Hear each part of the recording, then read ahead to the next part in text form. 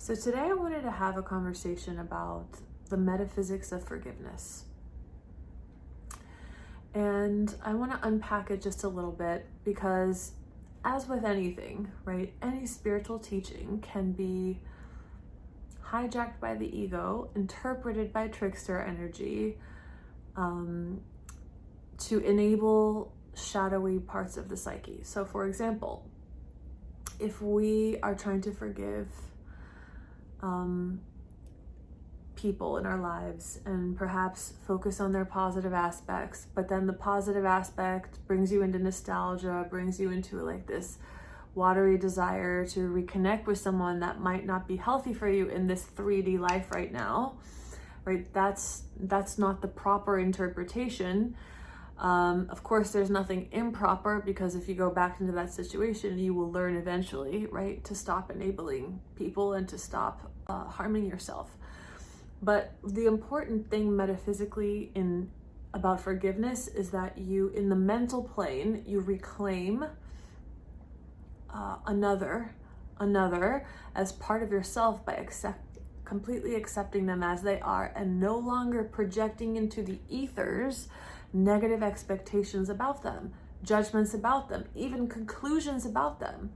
Because think about it, if everything is you, and everything is this nuclear incredible intelligence and a process of becoming, right, in the relative spheres, concluding things about them, it's like in your mind you are obstructing light, right? It's like this light is trying to reach this being and like make it bloom into this incredible manifestation, and you're obstructing the light of your own self potential, right, by saying this is who this person is, this is how they are. Well, you might have discernment and awareness to know how a person is showing up right now. You might be able to energetically read the psychic energy very accurately, but the purpose of that is simply to make intelligent decisions right now in terms of you, right? So if I know that somebody's showing up right now in a deceptive way, I'm going to disconnect from interacting with them, because I do not choose to interact with someone who is choosing to be, perhaps lying to me, perhaps stealing money from me, or whatever, etc., etc. So the purpose of discernment is to make proper decisions for yourself. So, but when it comes to forgiveness, right, forgiveness is, in the ultimate sense, forgiveness is realizing that nothing ever happened, which sounds a little strange, but it's how, when you realize that, when there's no identification with any aspect of consciousness, and you realize it's just this huge interplay of oscillations, vibrations, manifestations, and this play of form, and everything is you, like what actually happened is it's a constant happening, right? So when we say this person betrayed me, this person did this, well, from our human conditioning, yes, that's how we describe what happened, and it's important to name that and to say that, right? At a certain, it can be tricky, right, for a lot of people studying masters to try to impose an end state, or as Richard Rudd would call it, acidic awareness, right? You look at Eckhart Tolle and you try to impose that state of being on yourself at all times, when part of your personality might literally need to go through a process of assertiveness, courageousness. If you think of a wheel, and you think of the wheel having, maybe it's a water wheel, having compartments, and the wheel can't move until all the compartments are full, right? And so sometimes in a situation, what life is actually asking you to do is maybe stand up for yourself, maybe be assertive, maybe be in a fiery energy, right? That might be the actual fact of what is being called for, right? It's like when a parent sees a child stuck under a car, all of a sudden they become superhuman, they can lift the car, right? Because what's being called for right now is super strength. And I told an anecdote about a discarnate entity that I had an interaction with in Georgia, that attached itself to my causal chakra. It kind of taunted me for 2 nights in a row. It would open my bedroom door and turn on an exit sign in this cabin that I was sleeping in. On the third night, it pulled the covers off of me, literally snatched the covers off of me and attached itself to my Bindu chakra. And the first thing that I did was I sent it love, because I was in another situation like that with my ex-partner, and I radiated this white light and the being literally disappeared. This time, however, I radiated this loving light and it didn't go anywhere. It didn't get off of me. But the next thing I did was I raised my energy and I said the names of God in Hebrew, and that thing flew away like a bat out of hell. Because the correct, right, what was actually being called for was for me to develop a quality in myself of conviction, like a kind of assertiveness, right? In that situation, that watery, that feminine, unconditional love, that wasn't the medicine of that moment. So when you're forgiving, right, mentally, you want to allow everything to be as it is, right? And ultimately, the ultimate seeing is that nothing really ever happened, right? We're all walking each other home. We're all the same organism, teaching each other through various curriculums, right? How to burn up our own karma or our own beliefs about ourselves. And that's essentially love, right? So really, the only thing that's really happening is love. And of course, but to parts of our mind that are not yet healed, you have to give those parts of the mind the proper care and attention. Like maybe it's necessary for you to actually blame someone for a while. Maybe you need to let yourself name it. Maybe you've been suppressed and repressed. Like, look what's happening in Iran. You can't go from repression to complete, sattvic energy. There's this rajasic, there's this fiery energy that comes first. And, sometimes you just can't skip those steps.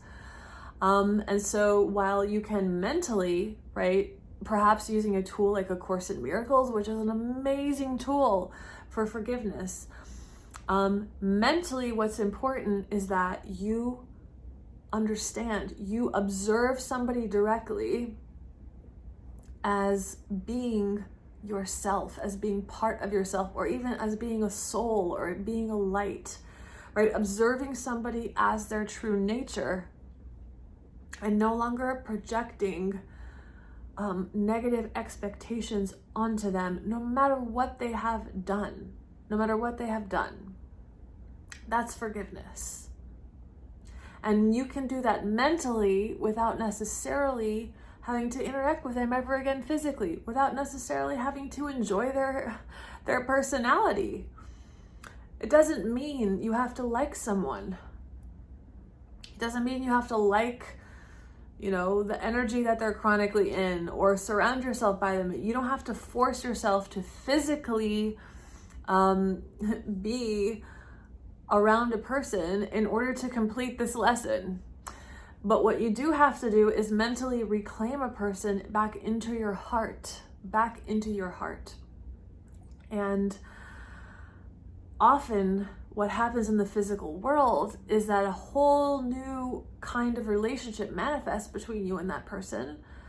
But sometimes you just create a whole new universe of souls that are more compatible to your energy of a forgiven mind, right? You have no control over whether the beings that you started off with come with you or not. It would be really nice to have that experience, because we inherently, I think, innately, deeply appreciate evolution, because that's literally a dimension of ourselves. Evolution, metamorphosis, like we love that.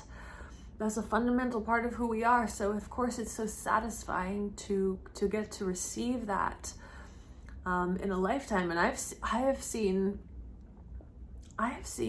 know a couple that, and I haven't spoken to them in a while, and I actually loosely know them, but they were in a very chaotic and abusive relationship. where it was physically violent. And they both went through this metamorphosis where they have a completely different relationship, and people don't see these things often. These things aren't often spoken of, probably because for a lot of people, they don't want to talk about where they started. But for them, you know, they made a very amazing transformation in the physical world, but it's not necessary at all. So don't worry if, you know, you end up, you have to be intuitive to the moment. Like if in the moment it's not in your joy to reconnect with your birth family or with an ex-partner or with an ex-friend, right? You might be picking up that it's just not, there's no resonance perhaps. You know, a lot of people lost friends over the division going on in the world about the vaccine and about all of that. And so, you know, if you're one of those people, like hold in your heart, like I will hold the intention that every being that I love, which is all beings, right? I pray for the most evolved and joyful relationship that is possible with them. And if all that is possible is that we have a relationship in our mind, in my mind, where I love them as they are, and I appreciate who they have been in my life, and I no longer project stories onto them, especially not negative stories, then that's enough. That is enough, because we incarnate with clusters of energies. We are intertwined with, we are entangled with anything that we have had thoughts and feelings about. That includes pets. I can tell you, one of my dogs passed away 2 weeks ago, and I know for a fact, it's actually my parents' dog, but he was with my family for 14 years.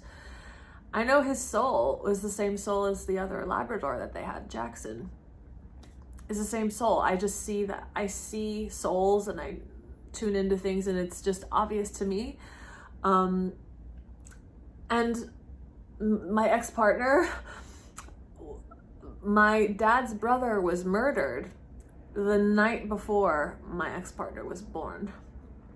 And they had the same qualities, the same vices, the same habits, the same car, the same pastimes. I mean, I'm talking about detailed. Like when you read about vasanas and kleshas and the impressions in the mind, and it's really uncanny. It's really uncanny. But anyways, we do incarnate with each other, because anything that we think and feel about, we are entangled with. So if we return and return and return with beings we are entangled with because of our thoughts and feelings, do we want to continue the relationship of these entanglements?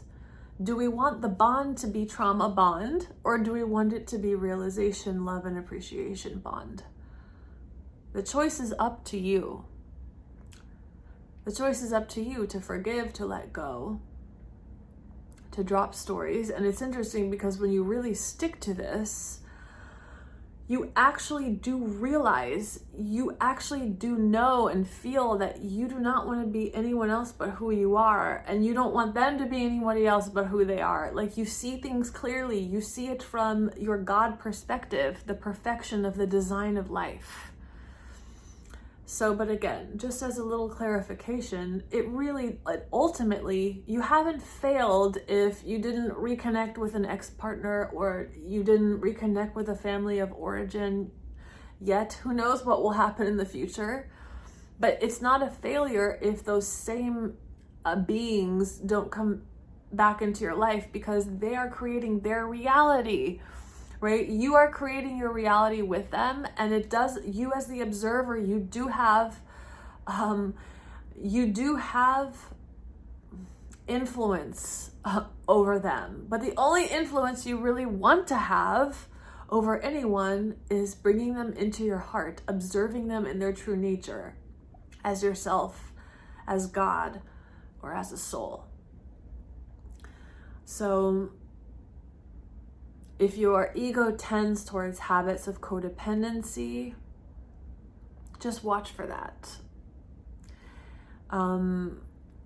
Because our ego, that has its own tendencies already, will interpret spiritual teachings. Spiritual teachings are a prime playing ground for the trickster, which is one of my favorite things to talk about, because I want to help. My intention is to help people be free.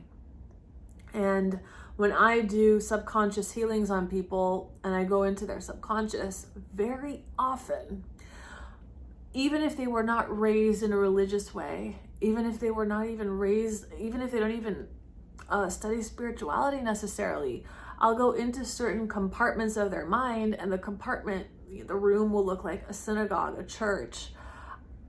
Sometimes people who have never even heard of ayahuasca, I will go into a room in their mind and they will be in the jungle. There'll be a panther and a butterfly. And so those compartments are trickster compartments. These are the soul revealing to us, the client and myself, states of being that they get stuck in, where they are seduced by the trickster, right? By remaining in cheap forms of power or in foggy, inert energies. So yeah, what I've seen is that spiritual teachings are a prime playing ground for that energy. So just to watch your personality. So the non-attachment to the outcome is great advice. This is not about controlling others. This is not about getting a specific person back into your life, reconnecting with a specific partner. This is about observing reality as it is, about reclaiming all the aspects of my psyche back into my heart. Wholeness. This is about wholeness. In Kabbalah, there's this term tikkun, which means to heal the fragments. Like, that's what we're here to do, and that is done mentally. That is done mentally, and how it manifests in the physical world, let it just surprise you. Let it just surprise you, but know that your work is done if you can think of a person with love. You have forgiven them. So that's my message for today. I hope you have a beautiful day.